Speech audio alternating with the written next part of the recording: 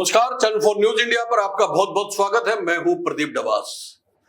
दोस्तों, लोकसभा चुनाव अब खत्म हो चुके हैं। केंद्र में सरकार का गठन हो चुका है, मंत्रियों के विभाग बांट दिए गए हैं, लेकिन असल चुनौतियां अब शुरू हुई है। चुनौतियां हरियाणा में और महाराष्ट्र में भारतीय जनता पार्टी और कांग्रेस के लिए सीधी सीधी है। हरियाणा में मुख्य तौर पे जो पार्टी सरकार में है इस समय, वो अपने दम पर कहे कि सरकार चला रही है। हालांकि महाराष्ट्र में गठबंधन का बड़ा हिस्सा है, लेकिन हरियाणा में फिलहाल जो सरकार चल रही है उसको विपक्ष कह रहा है कि अल्पमत की सरकार है, लेकिन बीजेपी किसी तरह करके अक्टूबर तक का समय निकालना चाहती है। भारतीय जनता पार्टी चाहती है कि एक बार फिर से तीसरी बार सत्ता में काबिज हुआ जाए, और यही चुनौतियों का सबसे बड़ा विषय है। और यही विषय कांग्रेस के लिए भी है कि क्या 2024 के लोकसभा चुनाव परिणाम से कांग्रेस के कार्यकर्ता उत्साहित हैं, और इसी परिणाम को क्या वह विधानसभा चुनाव में दोहरा पाएंगे?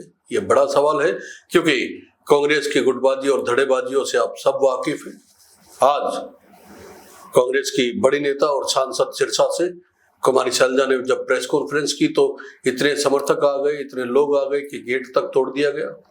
दोस्तों, भारतीय जनता पार्टी में भी यही स्थिति है। पार्टी को अब बताना होगा कि अभी भी लोग बीजेपी पे भरोसा कर रहे हैं। उनको ये तय करना होगा, अपनी नीतियों में बदलाव करना होगा, और इसकी तैयारियां अभी से शुरू कर दी गई है। इसका एक बानगी हमें केंद्रीय मंत्रिमंडल में देखने को मिला, जब केंद्र में हरियाणा को इस बार 3 मंत्री मिले हैं। मनोहर लाल खट्टर को 2 कैबिनेट मंत्रालय दिए गए हैं, जबकि राव इंद्रजीत और कृष्णपाल गुर्जर एक बार फिर से राज्य मंत्री बनाए गए हैं। दोस्तों, ये तैयारी भारतीय जनता पार्टी की ओर से की जा रही है, और नायब सिंह सैनी अब, क्योंकि सुपर सीएम मनोहर लाल खट्टर को कहा जा रहा था, वो अब केंद्र में चले गए हैं, तो उनको डिलीवरी करके दिखानी होगी। और इसी को लेके अब काम बीजेपी ने शुरू कर दिया। कहीं ना कहीं उन्होंने ग्रुप सी और डी की भर्तियों की घोषणा की है। इसके साथ साथ कुछ और घोषणाएं और योजनाएं बीजेपी इस बीच लेके आने की कोशिश करेगी, ताकि प्रदेश की जनता जो कहीं ना कहीं लोकसभा चुनाव में बीजेपी से दूर होती दिख रही थी, उसको फिर से लुभाया जा सके। इसमें कितने कामयाब होंगे और कांग्रेस की क्या रणनीति रहेगी, इसी पे आज की चर्चा हमारी आधारित है। हमारे साथ वरिष्ठ पत्रकार नवीन धमीजा जी हैं। नवीन जी को आप सब लोग जानते हैं, पहचानते हैं। नवीन जी की टिप्पणियों से सब वाकिफ हैं।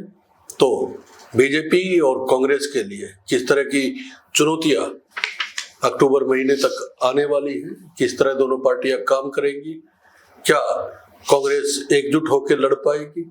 क्योंकि सवाल कांग्रेस को लेके पूछे जाने लगे हैं, और कांग्रेस के नेता खुद सवाल पूछने लगे हैं।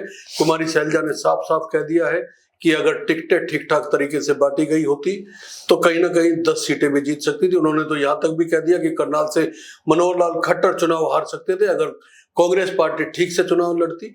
उन्होंने जीते हुए उम्मीदवारों की टिकटों को लेकर भी सवाल उठाया। उन्होंने कहा कि सोनीपत से जिनको टिकट दी गई, हालांकि वो जीत के आए हैं, सतपाल ब्रह्मचारी, उसके बावजूद उन्होंने कहा कि एक बाहर के नेता को टिकट दी गई।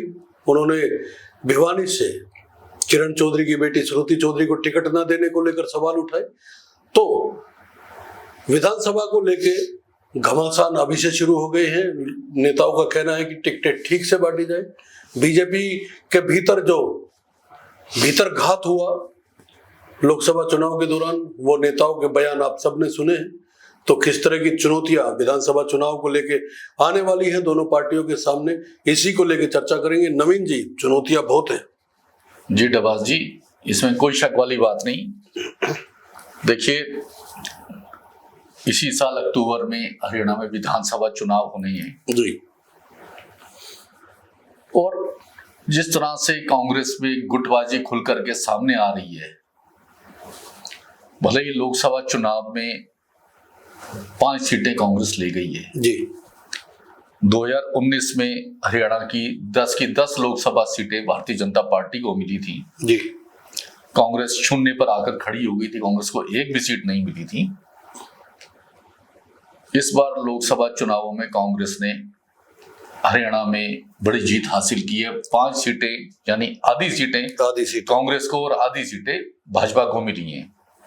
तो भाजपा को बड़ा नुकसान हुआ है और कांग्रेस को फायदा हुआ है। इस चुनाव के बाद कांग्रेस की गुटबाजी खुल करके सामने आ गई है जी। शैलजा का सार्वजनिक रूप से यह बयान देना कि टिकटों का वितरण सही नहीं हुआ जी, अगर टिकटें सही बनती तो हरियाणा में 10 की 10 सीटें कांग्रेस के खाते में आती है, उन्होंने कहा है। उन्होंने ये सार्वजनिक रूप से कहा है। तो मुझे लगता है कांग्रेस की गुटबाजी अब इन टिकटों को लेकर नहीं है जो लोकसभा में दी गई जी, क्योंकि आज जो माहौल दिखाई दे रहा है हरियाणा में, इनको तो आधार बनाया जा रहा है। वो ऐसा लग रहा है कि कांग्रेस का एक माहौल हरियाणा में बनता हुआ दिखाई दे रहा है। ऐसा लग रहा है कि विधानसभा में कांग्रेस बहुमत की तरफ बढ़ती दिखाई दे रही है। तो मुझे लगता है कि ये गुटबाजी, ये लड़ाई अगले मुख्यमंत्री को लेकर है। और टिकटों को लेकर सवाल मुझे लगता है इसलिए भी उठाया जा रहा है कि जिस तरह से लोकसभा चुनाव में टिकटों में एक तरफा लगा कि भूपेंद्र हुड्डा की चली है, तो विधानसभा चुनाव में पहले ही एक माहौल ऐसा क्रिएट कर दिया जाए, एक परसेप्शन ऐसी तैयार की जाए कि जब टिकटें बांटने का समय आए तो सभी नेताओं को तरजीह मिल सके। मुझे कम से कम ऐसा लग रहा है। देखिए डबास जी, ये बात बिल्कुल सही है जी, क्योंकि मुख्यमंत्री की दौड़ में भूपेंद्र सिंह हुड्डा भी हैं, मुख्यमंत्री की दौड़ में कुमारी शैलजा भी जी, और दोनों नेता चाहते हैं कि उनके समर्थकों को टिकटें दी जाएं जी। उन दोनों के समर्थक विधानसभा में आएंगे तो उनका पलड़ा भारी रहेगा। और यही नहीं, हरियाणा में आप देखें तो कांग्रेस की गुटबाजी में चौधरी वीरेंद्र सिंह जी, किरण चौधरी जी, रणदीप सुरजेवाला, इन सब के अपने अलग अलग गुट हैं जी। मैं याद करता हूं उस समय जब भजनलाल हरियाणा में मुख्यमंत्री हुआ करते थे, कांग्रेस की सरकार थी जी, उस वक्त भी इनका एक गुट था। उस गुट में भूपेंद्र हुड्डा भी शामिल थे। उस गुट में भूपेंद्र हुड्डा भी शामिल थे और जब भूपेंद्र हुड्डा मुख्यमंत्री बने तो ये लोग उनके विरोधी हो गए। तब सारे एकजुट हुआ करते थे।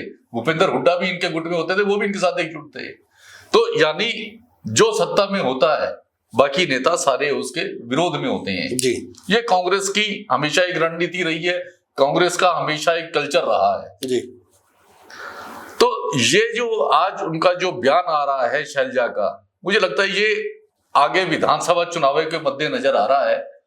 ये चाहते हैं कि भी इनके लोगों को टिकटें मिले और मुख्यमंत्री की दावेदारी इनकी मजबूत हो।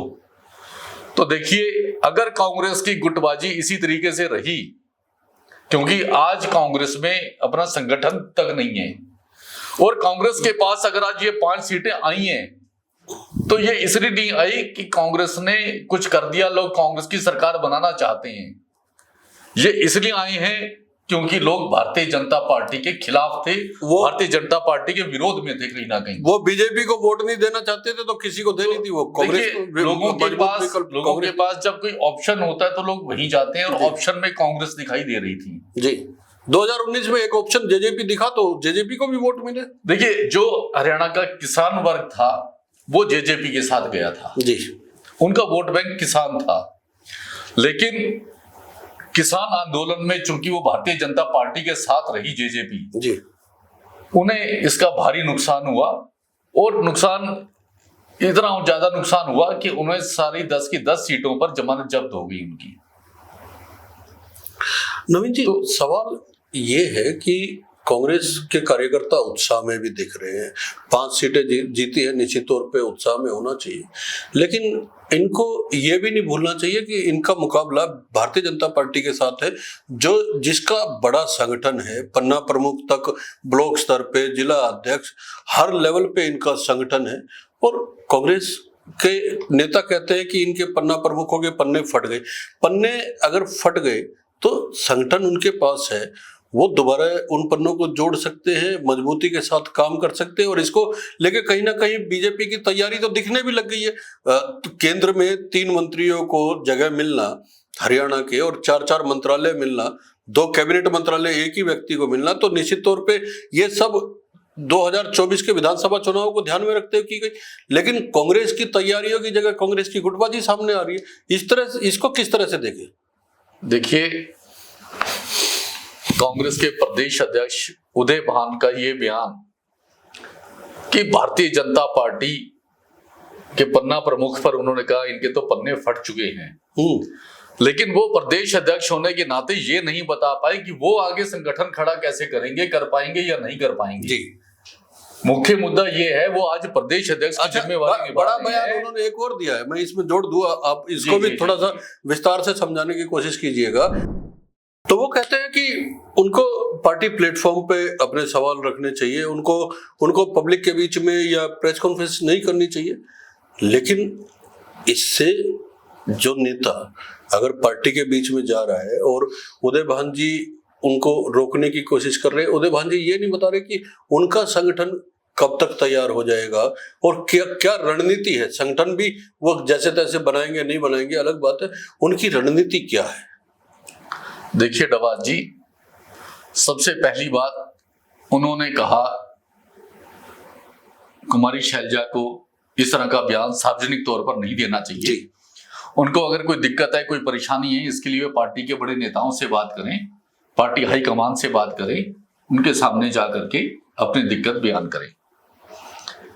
लेकिन उदय भान ने ये सारी बातें खुद उन्होंने एक सार्वजनिक मंच पर कही है जी। खुद वो सार्वजनिक मंच पे कह रहे हैं और उन्हें वो सलाह दे रहे हैं कि सार्वजनिक मंच पर ना कहें। तो मैं यही कह रहा हूं, कांग्रेस का ये शुरू से कल्चर रहा है जी। कांग्रेस की गुटबाजी हमेशा खुलकर आती रही है जी। दूसरे को सलाह देते हैं लेकिन अपने को नहीं मानते।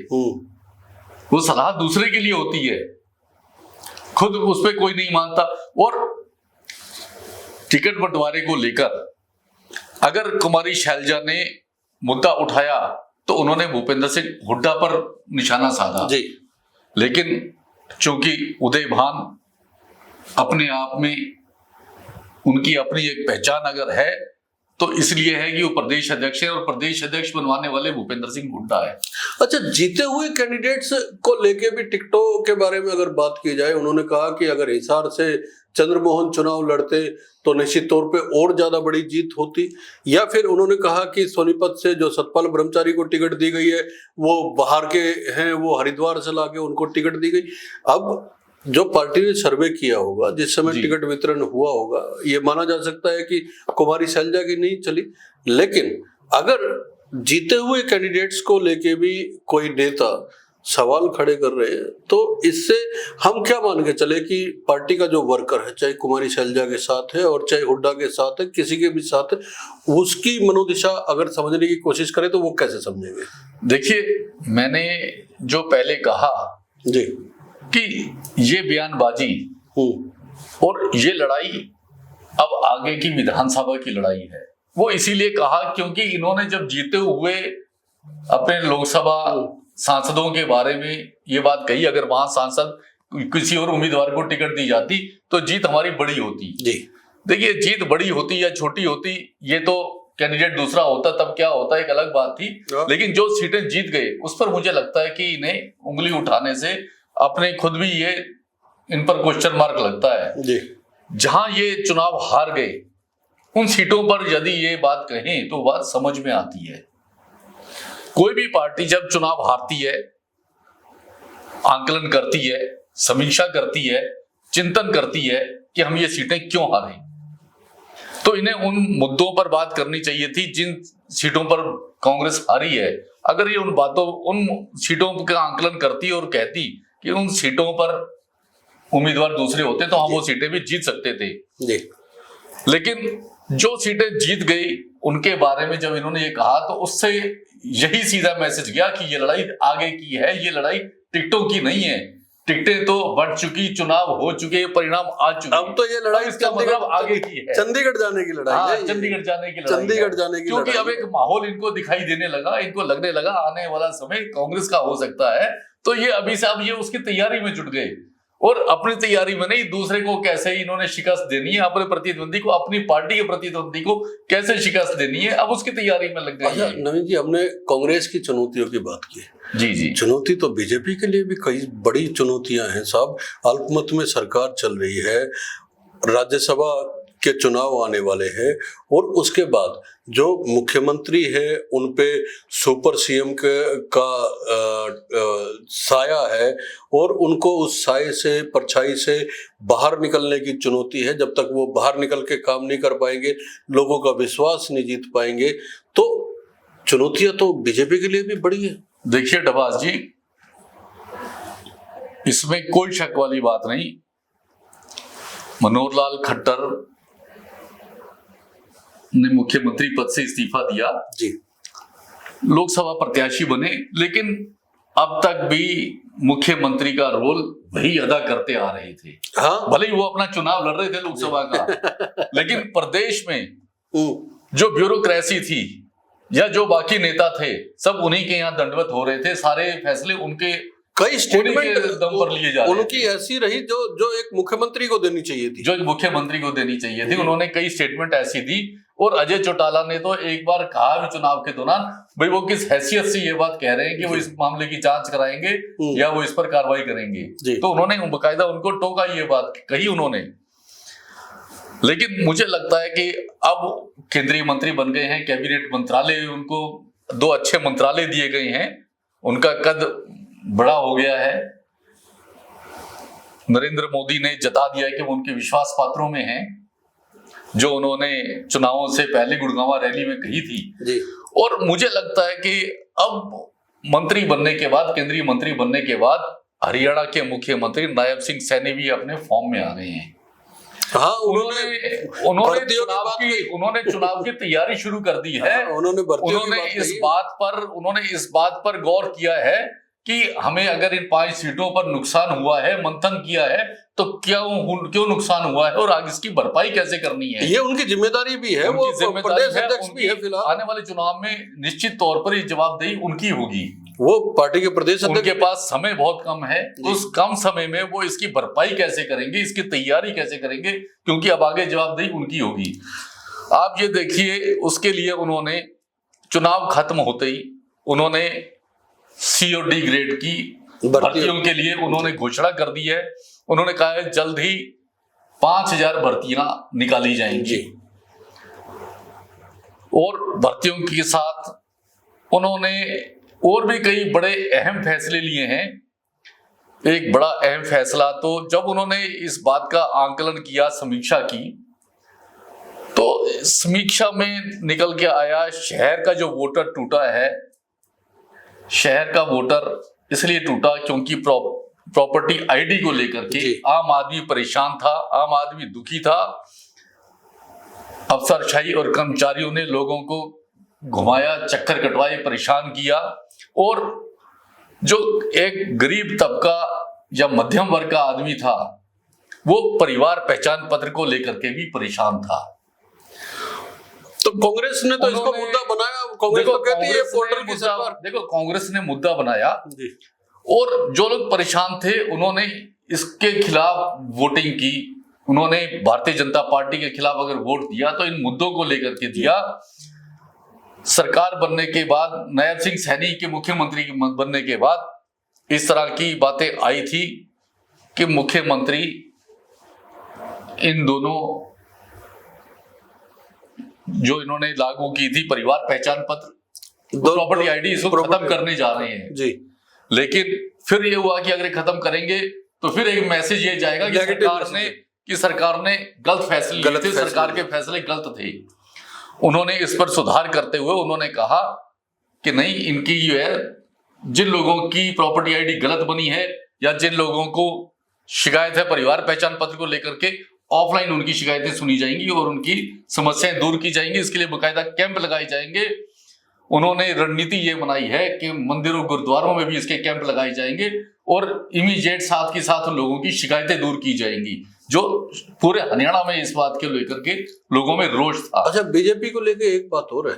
बीजेपी में कैंडिडेट्स की अनाउंसमेंट होने के बाद ना, उस तरह का माहौल जैसा कांग्रेस में होता है ना, तमाम नेता सामने आ जाते हैं, कोई पार्टी छोड़ जाता है, हाँ, कोई गुटबाजी जैसे खुल करके आने लगती है। यहाँ पे कम से कम लोकसभा चुनाव में तो थोड़ा बहुत इस बार दिखा, लेकिन इससे पहले देखिए 14 में भी, 19 में भी और 24 तक इस तरह का भारतीय जनता पार्टी में माहौल नहीं दिखा है। चाहे किसी बड़े से बड़े नेता को साइडलाइन कर दिया गया हो, वो जो डिजर्व करता है उसको ना मिला हो, उसके बावजूद ये एक खासियत तो रही है। और दूसरी खासियत ये रही है भारतीय जनता पार्टी की कि 24 घंटे 7 दिन इलेक्शन मोड में रहते हैं, ये चुनावी मोड में रहते हैं। इसमें कोई शक वाली बात नहीं।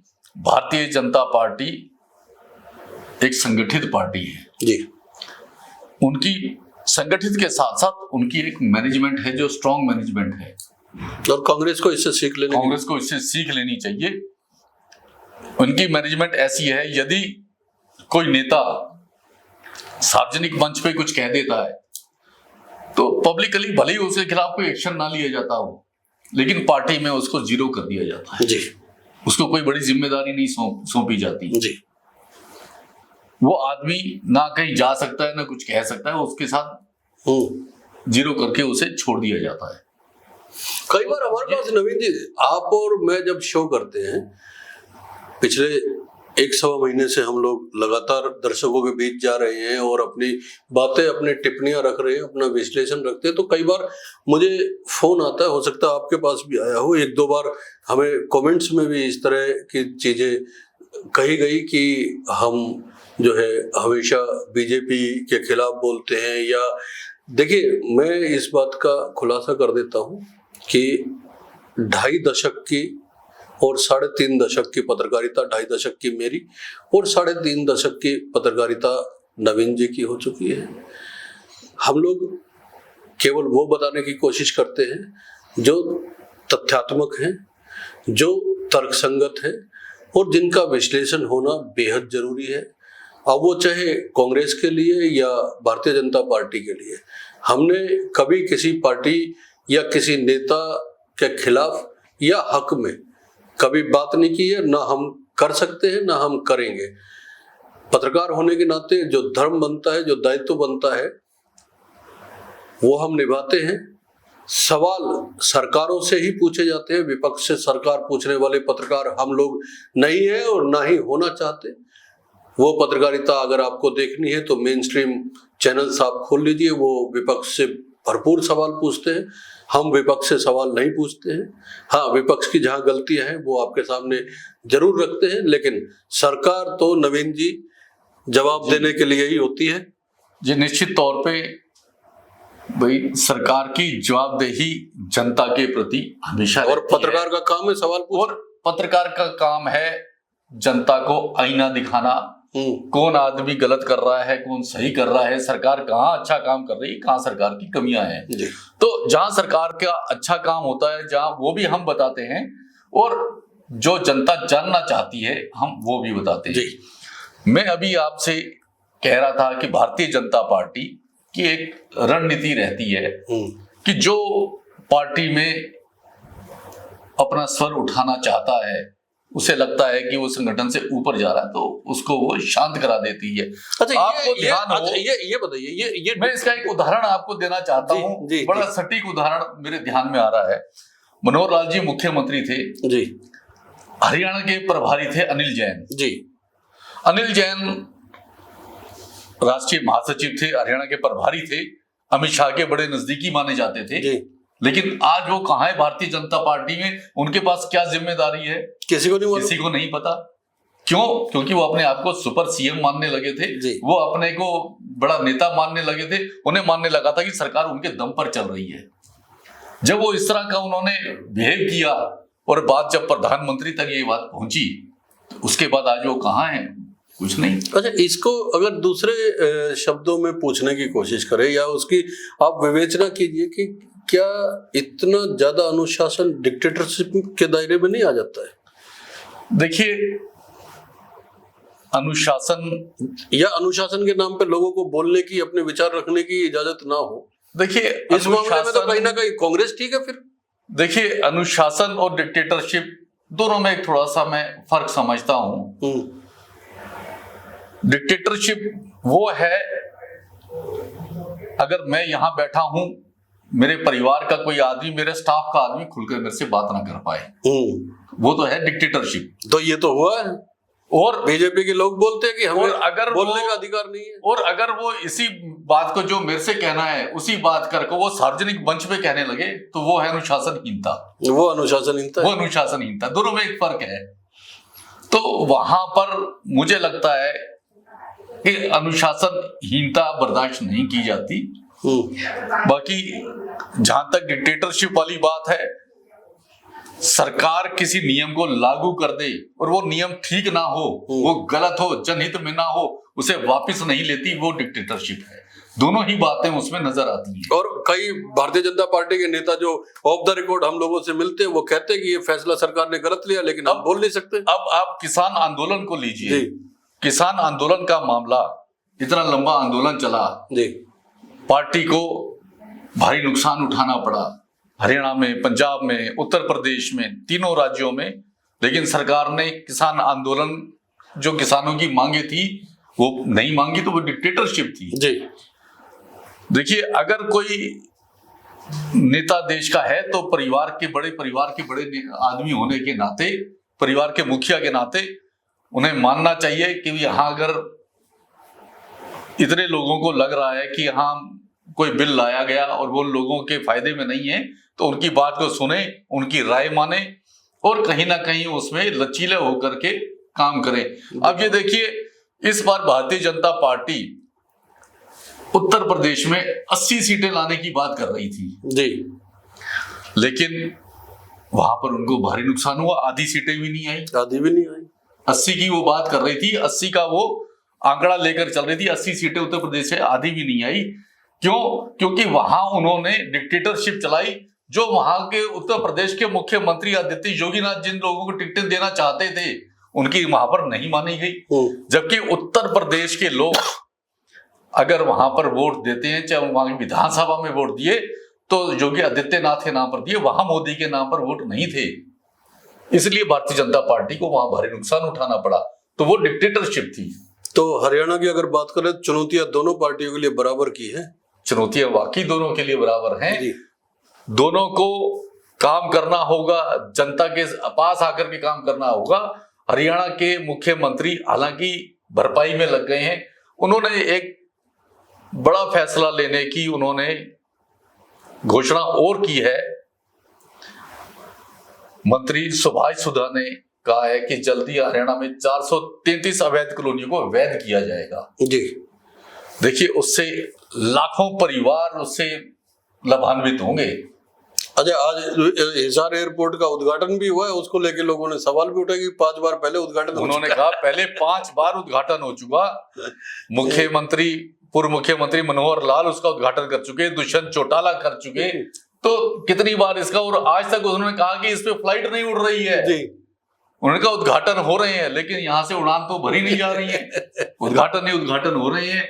और उसके अलावा आप ये देखिए, केंद्रीय मंत्री ज्योतिरादित्य सिंधिया, जिनके पास जहाजरानी का ये मंत्रालय था, नागरिक उड्डयन मंत्रालय था, उन्होंने संसद में एक क्वेश्चन के जवाब में कहा था कि हिसार में यात्रियों की सुविधाओं के लिए 38 करोड़ रुपया खर्च किया गया है, और जब वहां से उड़ानें नहीं भरी जा रही तो 38 करोड़ रुपया कहां गया? हिसार संघर्ष समिति कह रही है, हम ये भी पूछेंगे, ये भी जानना चाहेंगे। लोगों ने पूछे सवाल, ये लोगों ने सवाल पूछे। तो दोस्तों, चुनौतियां भारतीय जनता पार्टी और कांग्रेस के लिए बराबर है। लोकसभा चुनाव बीत चुके हैं, अब दोनों पार्टियों के नेता, दोनों पार्टियों के कार्यकर्ता आने वाले विधानसभा चुनाव में लग गए हैं। लेकिन उससे पहले एक बड़ी चुनौती राज्यसभा चुनाव भी रहेंगे। इस पे हमने डिस्कशन भी की थी 2 दिन पहले कि राज्यसभा चुनाव एक बड़ी चुनौती है। अल्पमत में सरकार चल रही है, तो कैसे राज्यसभा चुनाव में वो जो है पार पाएगी इस चुनौती से, और विधानसभा चुनाव को लेके संगठन और नेताओं के किस तरह से बयान आ रहे हैं, उस पे आज चर्चा की। ये चर्चा आपको कैसी लगी, कमेंट करके जरूर बताइएगा। और नवीन जी जैसे वरिष्ठ पत्रकार जब बोलते हैं, तो मेरा अनुरोध है आप इस शो को पूरा देखा कीजिए, क्योंकि ये अनुभव बोलता है। बहुत बहुत धन्यवाद नवीन जी। धन्यवाद अब्बास जी।